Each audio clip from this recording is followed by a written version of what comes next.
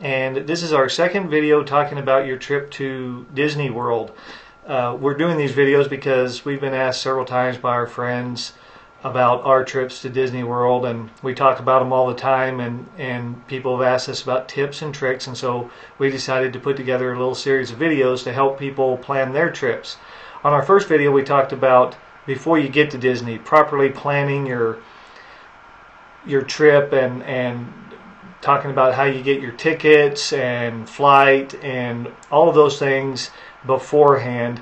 But today we're going to talk a little bit about once the plane lands and you're in Orlando, what happens next. So we're going to talk a little bit about that. If you did the Magical Express as part of your package, then it's going to be so easy for you at the airport, because when you get to the airport, once your plane lands and you come in, getting your bags and all that, that's taken care of for you.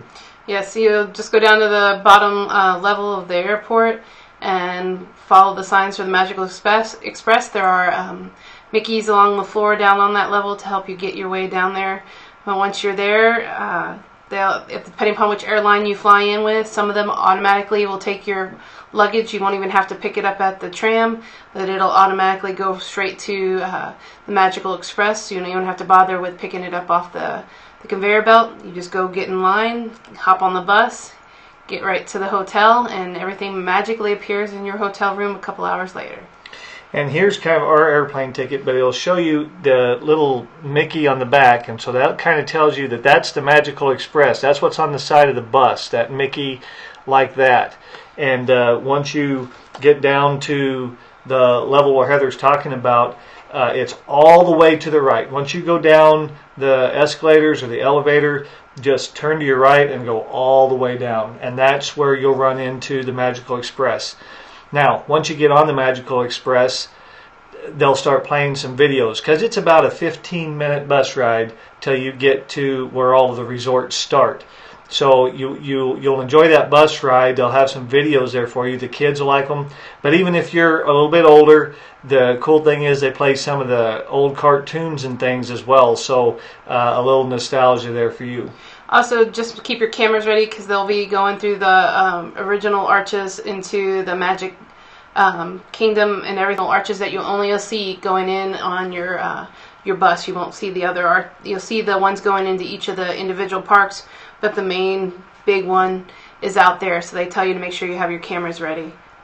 The cool thing about the buses is if you're driving your own car, you've got to fight through lanes and lanes of traffic. But the Magical Express has its own entry into the park. You go right beside and right past all of those cars. It's kind of like the fast lane on the interstate, and you get to bypass all of those delays. You get to go straight into Disney property. Now, once you're on through that big arch and you're in Disney property, then you also will have all the advantages if you do the busing system through Disney.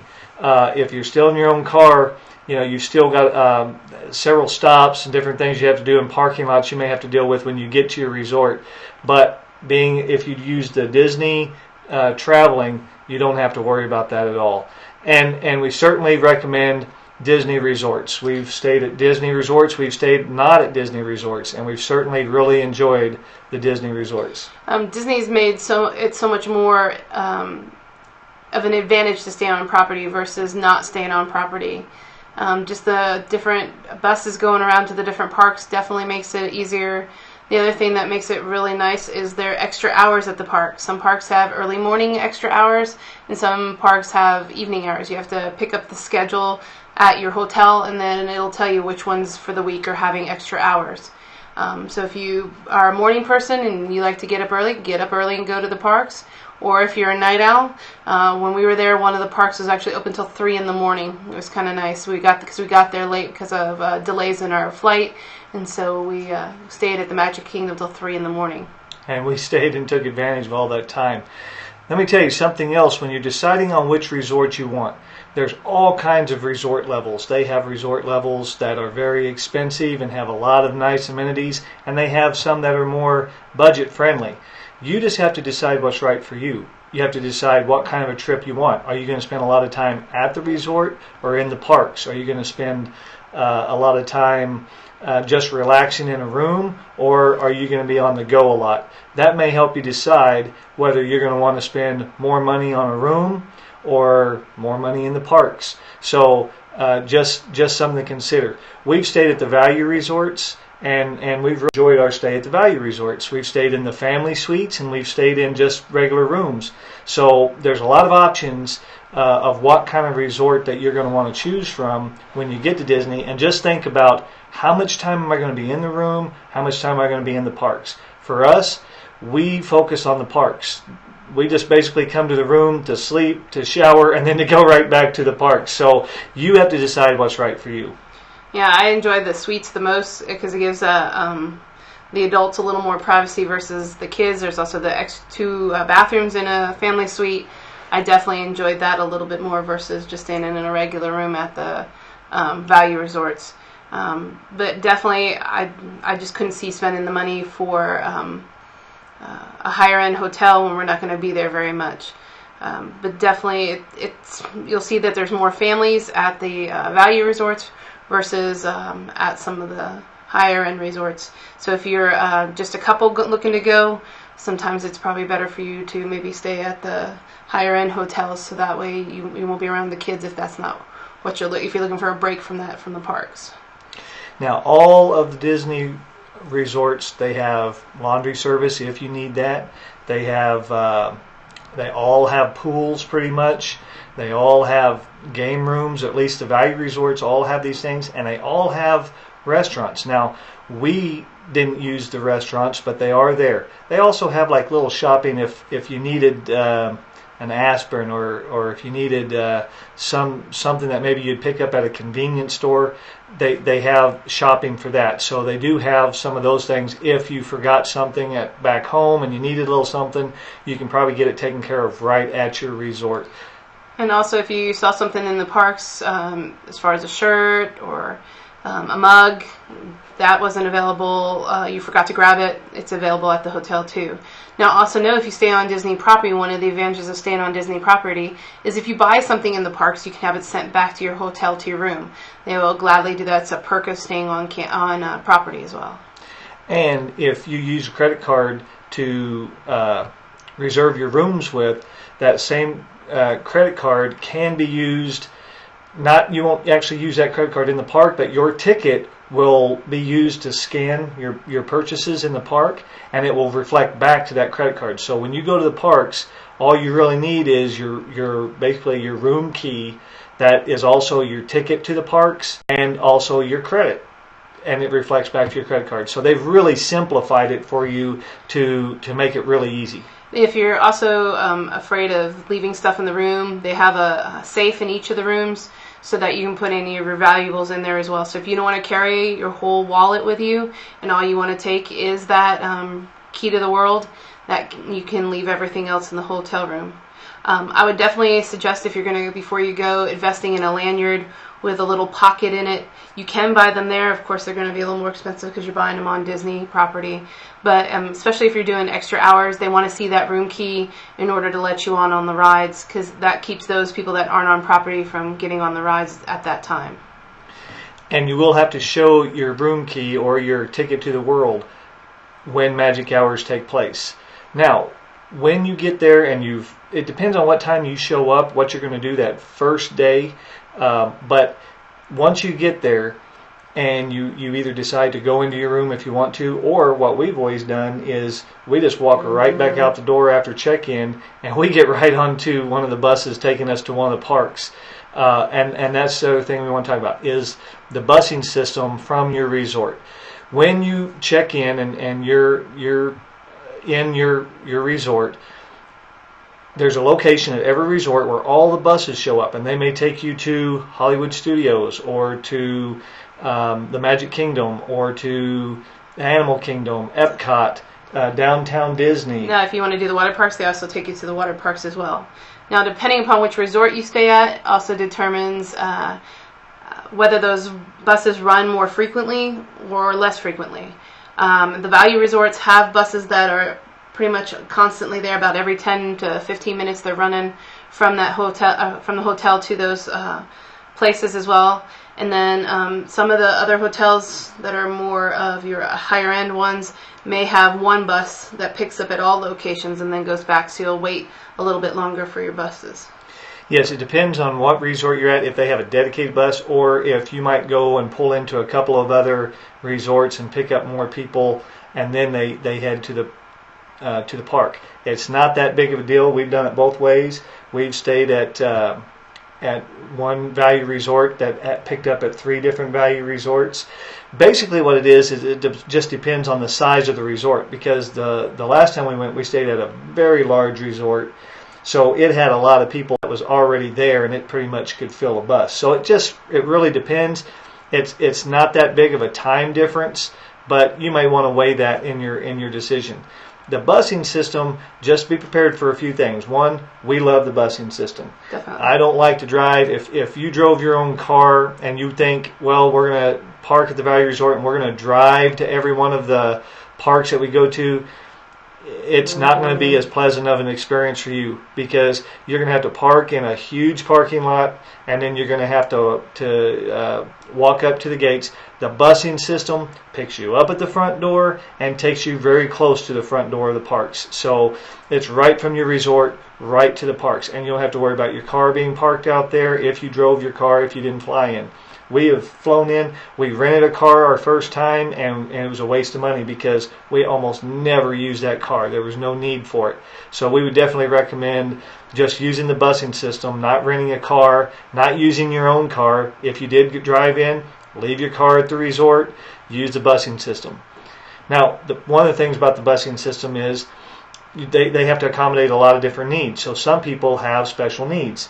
If they're in say one of the little rascal type cars, or the little carts that some people drive, they will get priorities. They'll get to be seated first. So if you're in line and there's someone who has a special need, just be patient, let them get that person loaded in, and then everyone will be able to load up on the bus. Now when you get to where you're going and the doors open, then you'll all go out first, and then they will help the special need person get out once traffic is cleared.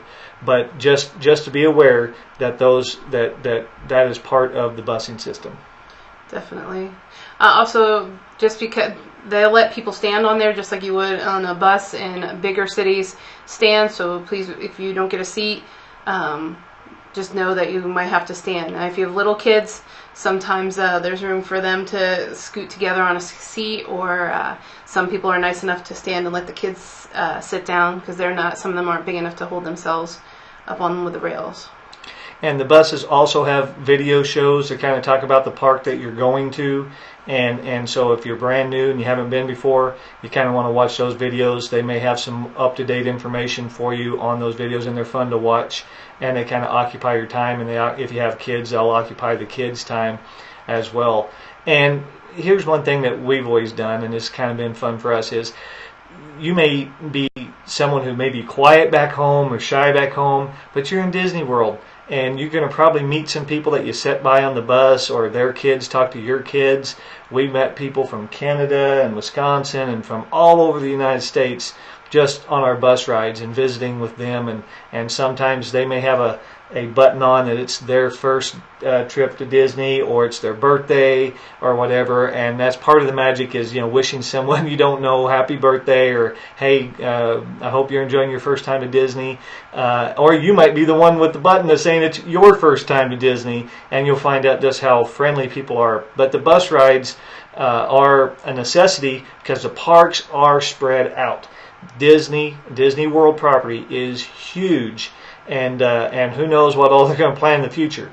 But it does take about a 10 to 15 minute bus ride from the resorts to your destination, whichever park you want to go to. You may be closer to one than another depending on where you stay, but eventually you're going to be on about a 10 to 15 minute bus ride. And don't be afraid to try going to the interchange and then getting on maybe the monorail or getting on the ferry.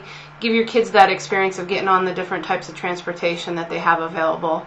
Our girls enjoyed riding the ferry once, and then we've rode the monorail a couple different times, because sometimes we want to go from one park to the other, and it's quicker to hop on the monorail than it is to get on the bus and go to the interchange and go out.